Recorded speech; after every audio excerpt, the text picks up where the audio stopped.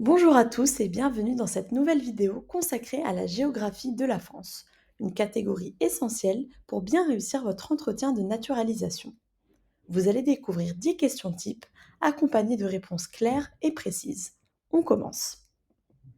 Quelle ville est le centre politique et administratif de la France? La ville qui est le centre politique et administratif de la France est Paris.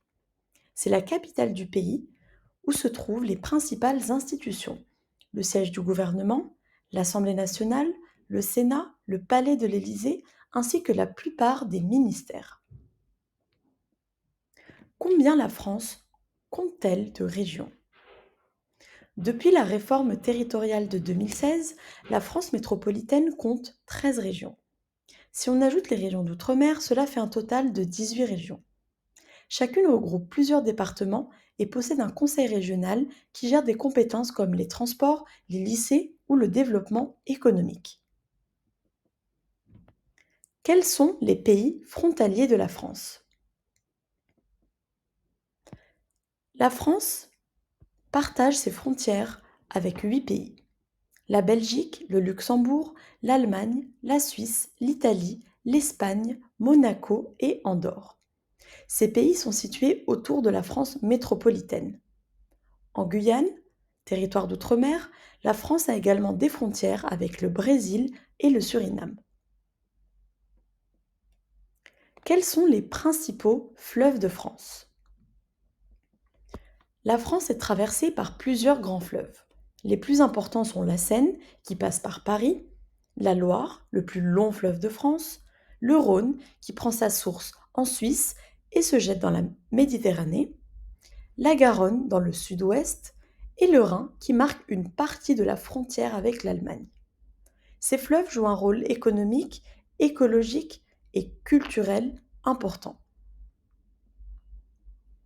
Quels sont les massifs montagneux les plus élevés de France? Les deux massifs les plus élevés sont les Alpes et les Pyrénées. Les Alpes se trouvent à l'est du pays, à la frontière avec la Suisse et l'Italie, et abritent le Mont Blanc, point culminant de l'Europe occidentale avec 4810 mètres. Les Pyrénées forment une barrière naturelle entre la France et l'Espagne au sud. Quel est le climat général en France? La France métropolitaine connaît 5 grands types de climat. À l'ouest, le climat océanique. Il apporte des températures douces et des pluies régulières.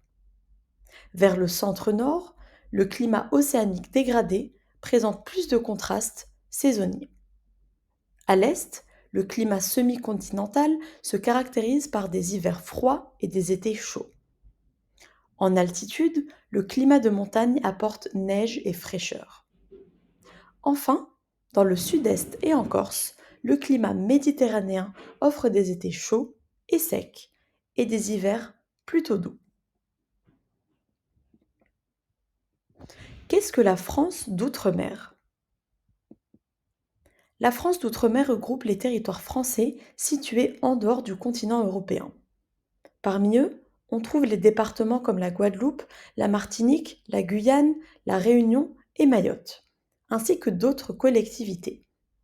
Ces territoires font partie intégrante de la République et leurs habitants sont citoyens français. Quels sont les littoraux qui bordent la France?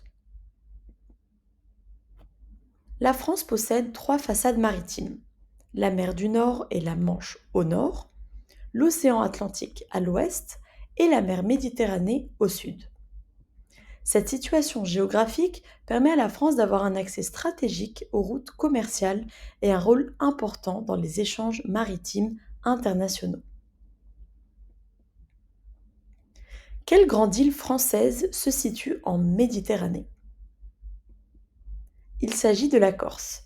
Située au sud-est de la France continentale, elle est surnommée l'île de la beauté en raison de ses paysages montagneux, ses plages et sa culture spécifique.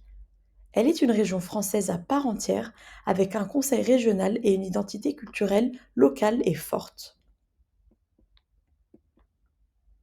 Et enfin, dernière question, pourquoi la France est-elle appelée un pays aux paysages variés?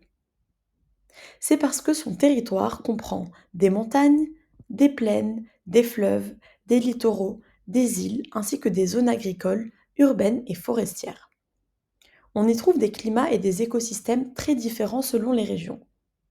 Cette diversité géographique fait de la France un pays riche en ressources, en culture locale et en mode de vie.